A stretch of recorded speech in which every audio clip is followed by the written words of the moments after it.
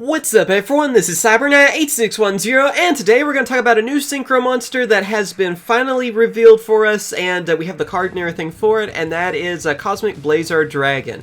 So yes, you may remember this card. It was in a Yu-Gi-Oh! 5Ds, or sort of. I mean, I think we only saw like the picture of the card. Of course, we didn't have any card text or anything, but basically this was a card that in another timeline Yusei ended up using. This is basically the card that he had instead of Quasar in one of those timelines, and I believe that that was the timeline where everything just it didn't work out at all. It's been a while since I've seen 5D, so I was trying to remember a lot of the plot that happened there, and I don't think they ever dubbed it in English, so you probably have no idea what I'm talking about if you only watch the English dub, but be sure to check out the subbed version of it, because the story on that was just really cool, and the duels were amazing too. So this is kind of the other version that could have happened if Yusei didn't get Quasar. It's basically the best way to sum it up. So you're going to see a lot of similarities. So let's read off the stats of this card first, then we'll talk about it. Let's see. It is, of course, a Wind Dragon Synchro Monster, level 12, 4,000 attack and 4,000 defense. It requires one tuner Synchro Monster and two or more non-tuner Synchro Monsters to Synchro Summon into it. And its effect is, must be Synchro Summon, cannot be summoned by other ways. During either player's turn, when your opponent activates a card or effect, you can banish this card until the end phase, negate the activation, and if you do, destroy that card.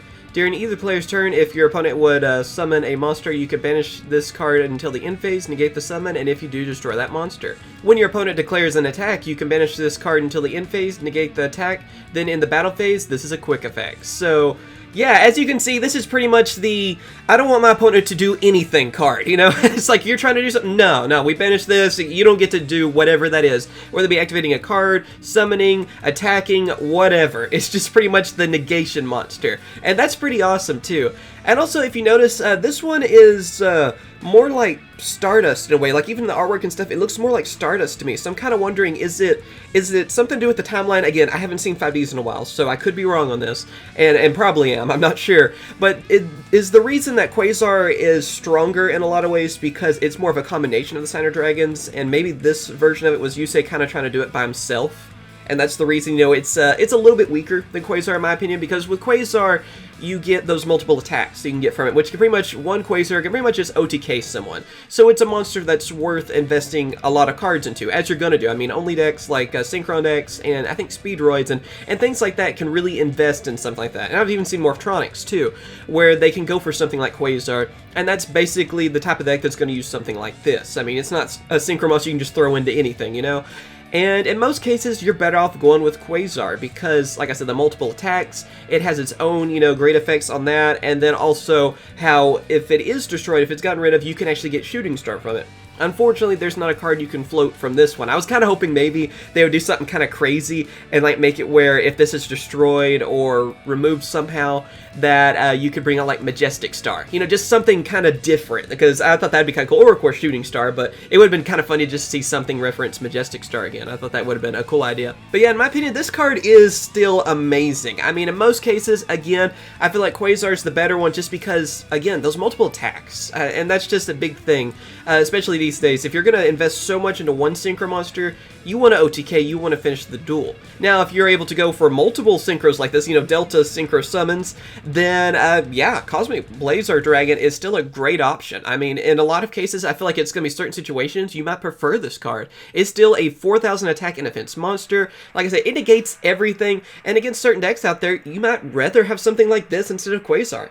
But again, I still feel like it's like more second place to that, and it's a cool thing that they can use along with Quasar, you know. Again, if you happen to be able to summon two different cards of this level, if you are actually able to do that, which I've seen Morphtronics actually do that, then, you know, bringing out a Quasar and a Cosmic Blazar would be really awesome. But of course, again, we're talking about a big-time boss monster in Yu-Gi-Oh! Right now, so it has a lot of the same weaknesses. You have the whole, you know, kaijus can ruin anything thing that we always run into with anything. If there's a boss monster in any form with Yu-Gi-Oh! Nowadays, give them a kaiju. That's how you get rid of it. Or, of course, just negate the summon of those monsters. So it does have the same big weaknesses, but I don't know what card really doesn't on that. I mean, we've talked about, you know, a lot of different cards lately that have that weakness, so pretty much any boss monster is going to have that. But I see this as a fun new addition to, you know, just synchros in general. It's just cool to see a new Delta synchro summon. So yeah, all in all, I think this is an awesome card. Not as good as Quasar, but another great option to have, has some amazing effects, and I think it's definitely worth running. If you're running one of those decks that can summon something like this, yeah, I would definitely include one of these, just because you can just stop your opponent from doing anything, and that's awesome. But yeah, just tell me what you guys think about this card. Do you like it, not like it so much? For me, I think it's amazing. I love the artwork too. I gotta say, that artwork looks so cool. I definitely want it for that reason. It's going to be in the anniversary pack for Japan, and I believe it's going to be in Duelist Saga for us, which I think that's in March. I'll double check on that. I'm trying to remember when that's released for us. So we're getting this next year, I believe. So, and one more thing that I want to point out is I believe that this is the reason too that Yusei wasn't able to win using this, because it's like the time, like I said, where he supposedly didn't win against Time Lords and everything.